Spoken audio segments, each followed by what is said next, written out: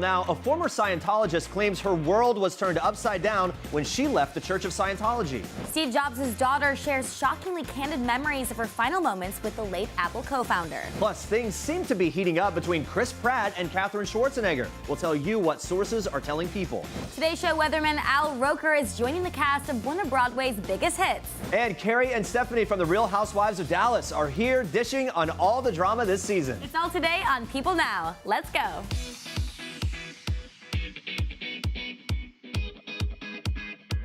Happy Hump Day, everybody.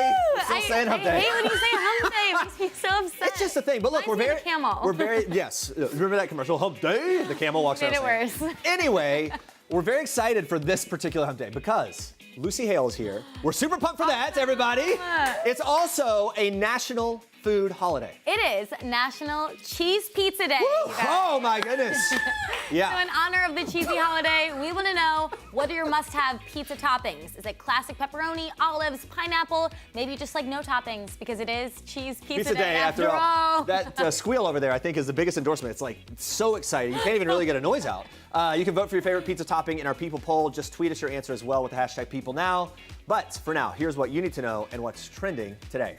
In this week's People cover story, former Scientologist Michelle LeClaire says her world was turned upside down when she left the Church of Scientology after allegedly facing persecution for coming out as gay. In an exclusive excerpt of her new memoir, Perfectly Clear, included in this week's issue, the mother of four and self-described former poster girl for Scientology claims she faced pressure from the church to marry and eventually wed struggling actor Sean Seward, with whom she had 4 children. But when she confessed her past attraction to a high school girlfriend with whom she'd had a, quote, brief encounter, her husband reported it to the church. She tells People, quote, I had to go around to all the members inside the church, confess to them what I was thinking, what I was doing. People would look at me in the face and say, you are disgusting.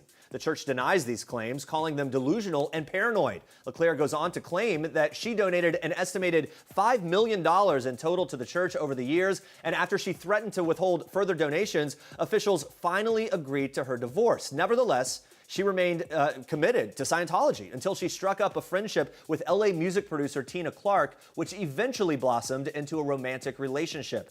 LeClaire says her Scientology mentor outed her to the church ethics department over the relationship, and ultimately she decided to leave the church for good. It's at this point LeClaire claims her seemingly perfect life was thrown into turmoil. She alleges she was stalked, harassed, hacked, and even that the church instigated the state of California to charge her with running a Ponzi scheme. It's a legal battle that stretched on for 6 years and left her millions of dollars in debt. The criminal charges against her were dropped in 2017.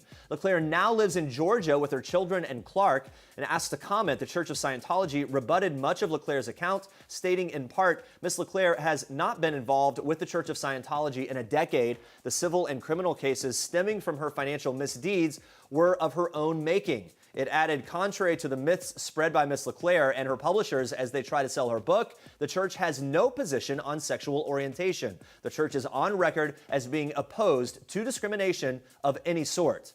For more on Michelle LeClaire's story, you can pick up this week's issue of People on newsstands Friday. Now watch this. At the very end, he was so apologetic about the times we had missed together. And he kept on saying, the thing he kept on saying was, I owe you one and I'm so sorry. Did you forgive him? I think not at the time. I mean, I felt a little bit paralyzed. Do you now? Do you forgive him now? In many ways, yes. Steve Jobs' daughter, Lisa Brennan Jobs, stopped by the Today Show on Wednesday and shared memories of her final moments with the late Apple co-founder who died in 2011 after a long battle with pancreatic cancer. In August, Brennan Jobs released a shockingly candid peek at her new memoir, Small Fry, with an excerpt printed in Vanity Fair. Now, in that excerpt, she revealed heartbreaking details of her strained relationship with her famous absentee father, including how he famously denied paternity until a DNA test proved otherwise, and his refusal to help her financially, even as her mother worked multiple jobs to make ends meet. Now, in the memoir, Brennan Jobs explains, quote, for him, I was a blot on a spectacular ascent, as our story did not fit with the narrative of greatness and virtue he might have wanted for himself. She goes on to add, my existence ruined his streak. But Wednesday's Today Show interview showed a softer perspective on their relationship, with Brennan Jobs even revealing what she feels she lost the day her father passed away.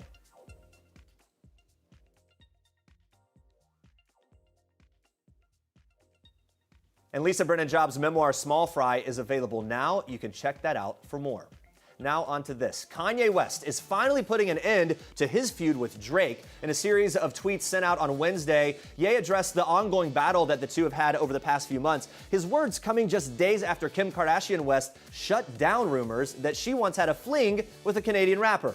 Kanye posted a screenshot of Drake's concert stage from his Instagram account with the caption, "Sending good love and energy to Drake and family and crew. I haven't seen the show in person, but the images look incredible online. I understand where the confusion started." The compliment was a bit confusing to Kanye fans who assumed the two had been feuding since June when West dropped his latest album, Ye, weeks before Drake's album, Scorpion. Now, Kanye also appeared to lead an attack against Drake back in May when he produced rapper Pusha T's latest album, which includes a diss track accusing Drake of using a ghostwriter. You following all this? The album started a war in its own on social media and diss tracks, which eventually led to Pusha T exposing Drake for fathering a child with former adult film star Sophie Brousseau. So there we go. West followed up on his original tweet to clear the air. He said in part, "Let me start by apologizing for stepping on your release date in the first place." He continues in a tweet by addressing any confusion about his relationship with Pusha T, saying, "I never listened to either diss track that followed, but I did hear quotes from both songs after they were released." Yeezy spoke more on the subject with another tweet saying, "I did not have any conversations about your child with Pusha. I do not play with the idea of people's children after I spoke to Wiz a few years earlier." That's all from Kanye's tweets. Now, Yeezy also spoke about a track they had intended to release together called Lift Yourself, which he ended up releasing on his own last April. But the honest thread ends on a pretty happy note, really. West's last tweet on the subject is a promise that he would be coming to see Drake very soon. He said, "This is all Jedi level. I'll be coming to your show within the next 7 days to give love and be inspired by the art you have created. I hope to one day be at Jedi level." Oh, same. There's Right? a lot of drama. I'm glad they're on the same page now, hopefully. Actually, though, great for Kanye. He seems to know. be hitting it all head on and just clearing it up. Yes. All right, you got more for us. We are kicking off Star Tracks with one couple who is certainly heating up. We love new couples over here. Pratt and Katherine Schwarzenegger are getting serious and looking towards their future. The pair have been spotted out and about in LA since the beginning of the summer, from bike ride dates and church visits to grabbing ice cream with Chris's 6-year-old son, Jack. Sources tell us that the pair are both very happy together and seem to have a lot in common. According to one insider, Katherine is very sweet, maternal, and gets along great with Jack. Family is very important to both of them, as well as their spirituality. Chris's rep recently denied a report of an engagement, but a source close to the pair confirms they're still serious, explaining Chris doesn't just date to date, and neither does Katherine. She's very excited. Well, we are very excited too. And from one happy couple to the next. In this week's People, Ed Sheeran is opening up about the year he took off following his Multiply tour in 2016, saying, quote, "I needed to have a year off and spend it with friends, family, and Cherry." Cherry's, of course, his fiancé and longtime friend, who he started dating at, where else, pal Taylor Swift's 4th of July party in 2015. They spent his year off traveling. So, what was Ed's favorite destination? Well, turns out it was down under. Ed says, "We did a road trip in Australia. It was an opportunity for us to get to know each other and live life a little bit." Now that Ed is back on tour for Divided, he's still making Cherry a priority, but he's admittedly not a foodie. He confesses that their most recent date night was a $20 Mexican restaurant outing, saying that it was still as fun as a fancy meal because for the two of them, it's more about going on dates. That makes sense. The new documentary Songwriter is diving into Sheeran's private world, including his musical process and his life at home with Cherry. It is streaming now on Apple Music. And those are your Star Tracks for today. All right, guys, stay with us. Real Housewives of Dallas stars Stephanie Holman and Carrie Duber are revealing all the deets on their over-the-top new houses. We're talking a swimming pool in the living room and, yes, even a microwave in the bathroom, because you need that. Plus, Lucy Hale is joining us live, opening up about her future with the Pretty Little Liars franchise and so much more. You don't want to miss that and the good work she's doing. But first, in honor of National Cheese Pizza Day, we've been asking what your must-have pizza toppings are. This is too much. Let's check in on our results from the poll. So hungry. Looks like pepperoni of course. winning in a landslide here. I actually really like pineapple on pizza. Are you a fan? Oh, yeah, definitely. Pineapple and ham. But look, no toppings? Come on. Oh, I guess cheese, That's right? the cheese. Oh, yeah. it's Olives, yeah, I don't cheese like is really- olives. I don't- Is that not a topping? Doesn't cheese count? No. I think, isn't cheese on all pizza? Maybe not all pizza. I like the Mediterranean pizza. Anyway, whatever. We'll talk more about our pizza preferences coming up in just a bit. You keep voting in our People poll for your must-have pizza toppings, guys. But now back to this. Yes. Al Roker is going to be finding out what baking can do. The Today Show anchor is making his Broadway debut in Waitress the Musical. Yes, America's favorite weatherman announced on the Today Show Wednesday morning that he will be playing the role of Joe, the gruff owner of the diner who even has his own song. His Broadway run is only set to last 6 weeks from October 5th to November 11th, but that hasn't stopped him from diving all in, even getting a vocal coach to help him prepare. Watch this. 1, 2. Take it from an old man. Time's just sand slipping past. Perfect. I love everything about this. I think he sounds good. I love it. He does. And Roker can't wait for the experience, saying, quote, "I'm nervous and excited to be making my Broadway debut in such a pie-conic show. My character's name is Old Joe, so I've got half of it down already. And there's pie every night." Sounds like a good deal there. Yeah, Al isn't the only one thrilled to be joining the Waitress family. The musical's composer and lyricist Sarah Bareilles says he's a longtime favorite of ours, and now we get to welcome him into a world, a whole new world at the Brooks Atkinson, where it hardly ever rains. And tickets are available now on Ticketmaster at the Brooks Atkinson Theater box office as well.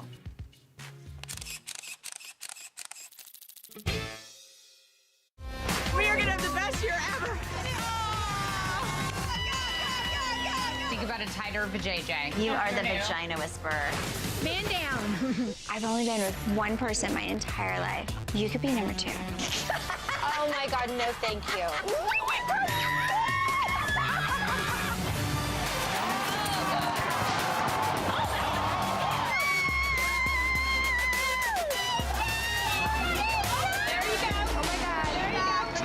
Woo, it is a good time. The only thing that may be wilder than Bravo's Real Housewives of Dallas is their insane houses. And when Stephanie and Carrie stopped by our studio, we had to ask about their Texas-sized homes and, yes, the infamous indoor pool. Watch this. There's a pool in the living room. I was gonna throw like a mermaid Yeah. pool party for my husband, kind of as a letting go of the pool, moving into the future. You can take the cover off, but it would be really hard because you have to have a structure down there, or Do you have wood on it? We have wood over it, but there's also a metal structure inside the pool because if not, it'll pop, and Right. then you completely ruin your foundation. Right. But if somebody built it, or if we, the kids go to college and we want to swim every day, we could take it off and use it. But They have a very nice outdoor pool, though, so I feel like that's a Outdoor, great that's the option. way to go with that. Yeah. The indoor pool, I mean, not a lot of people can say that they have that. Yeah. No, but not a lot of people want to say they have it. I mean, it's kind of embarrassing. I was like, oh my God, babe, we have a pool in our living room. Yeah, you don't want to on fall national in while you're, television. yeah. Okay, welcome to my bathroom. One thing I can't get over is the bathroom. We've got maybe nicer than a lot of one-bedroom apartments in this city. Microwave, fridge, dishwasher, for just sure. in You could case live in while there. you're in there. Yeah. What are you microwaving in the bathroom as well? I mean, I've never done Maybe a hot popcorn.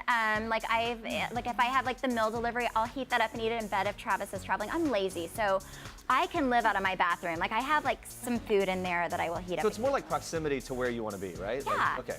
Convenience. It's very easy. I feel like I want to live in her bathroom. Me too. And also in this season, we've watched as Carrie moves in with her parents as her own house undergoes a renovation. We got the status on her dream home. Take a look. For the first month, we had to live in my stepson's room, which luckily he's in college. So That worked it out. wasn't awkward. Yeah. That would have been awkward. Yeah, right. But now we're back in our bedroom, and it's almost done. Like we're almost completely, done with everything. We're still doing final touches. We don't have art yet. It's going to take a while, and process. still have to do the outside. But Mark got his, amazing stove from France. And it's Nice. Did you borrow any ideas from Stephanie? Any pools in the living room? Any appliances I in the didn't. bathroom? I skipped the pool in the living room. Okay. I actually did steal her toilet. This is a toilet for the rich and famous. Oh my gosh.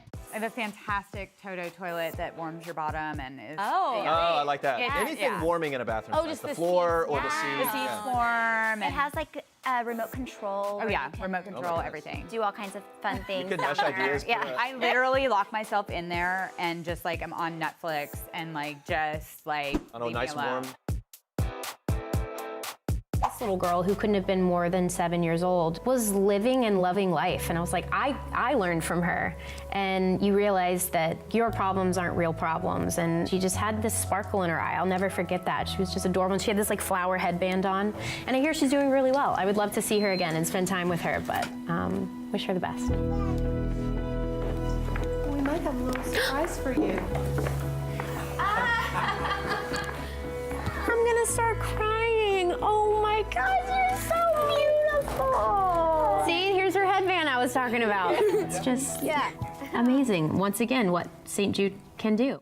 September is Childhood Cancer Awareness Month, and actress Lucy Hale is joining the movement as a St. Jude Children's Research Hospital ambassador to end pediatric cancer once and for all. She joins us live today. Lucy, thank you so much for being here. Of course. It's good to talk to you. Just catch up on all that you've been doing. But all the things. Yeah, let's start with this. We've seen the video there. You've been involved with St. Jude for years now. You're from Memphis. I'm from Memphis. That's where St. Jude's campus is located. It's the heart and soul of Memphis, in my opinion. Yeah. I mean, there's Elvis and Justin Timberlake and all those great things. But this is where St. it really Jude counts. is like where it's at. So other than that hometown connection, why else did you want to be involved in this?